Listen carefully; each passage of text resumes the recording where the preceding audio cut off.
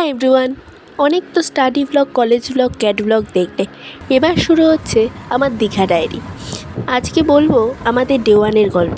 জানো, আমার মনে হয় এই ট্রিপটা পুরোপুরি ভগবানের ইচ্ছাতেই হয়েছে, কারণ উনি না চাইলে হয়তো আমরা কোনো দিনই যেতে পারতাম না। যেদিন আমরা টিকিট কাটতে গিয়েছিলাম সেদিন প্রায় সব ট্রেনই ফুল ছিল, শুধু দীঘা এক্সপ্রেসে আমাদের যতজন ছিলাম ঠিক ততগুলো সিটই খালি ছিল।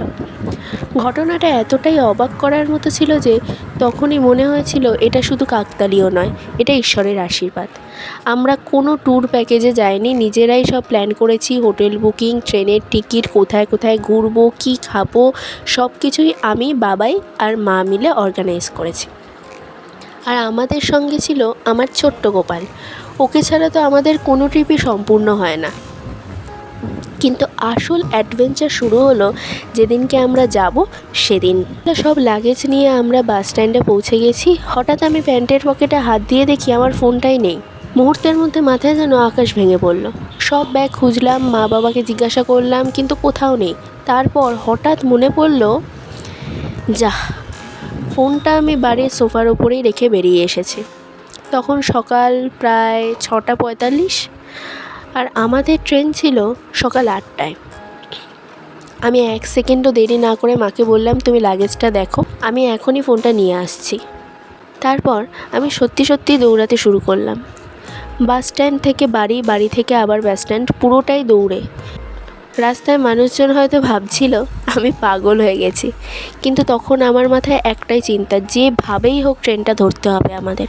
এর মধ্যেই যে বাসে আমাদের হাওড়া যাওয়ার কথা ছিল সেটাও চলে গেল। আমি তখন মনে মনে শুধু গোপালকে বলছিলাম, তোমাকেই তো সঙ্গে নিয়ে যাচ্ছি, এবার তুমি একটা ব্যবস্থা করো।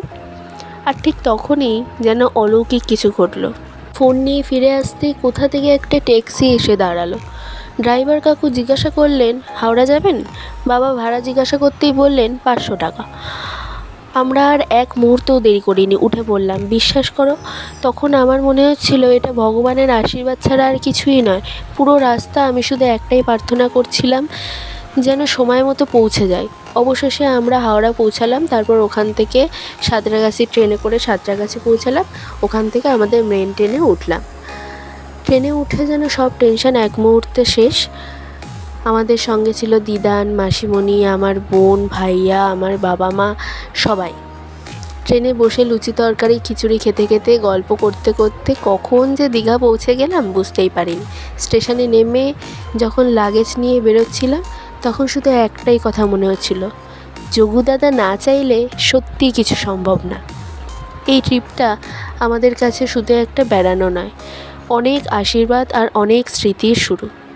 আজকের ভিডিওটা এখানেই শেষ করছি। পরের ভিডিওতে দেখাবো আমরা কোন হোটেলে ছিলাম, রুম কেমন, কোথায় কোথায় ঘুরলাম আর দীঘার সব সুন্দর মুহূর্ত। তাই ভিডিওটা ভালো লাগলে অবশ্যই লাইক, কমেন্ট, শেয়ার আর সাবস্ক্রাইব করে আমার পাশে থাকবে। দেখা হবে নেক্সট ভিডিওতে। Thanks for watching. টাটা।